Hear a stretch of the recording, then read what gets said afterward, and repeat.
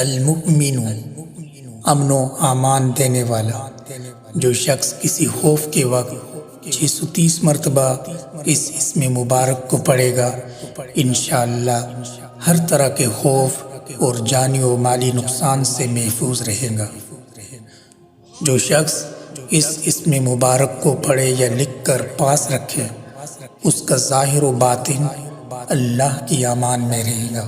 جو شخص اس اسم گرامی کا ورد کثرت سے کرے گا، اس کا ایمان قائم رہے گا اور مخلوق اس کی مطیع اور معتقد ہو جائے گی۔ جو شخص روزانہ 3 بار یہ اسم مبارک پڑھنے کا معمول رکھے گا، اس کو کوئی خوف دامنگیر نہیں ہوگا۔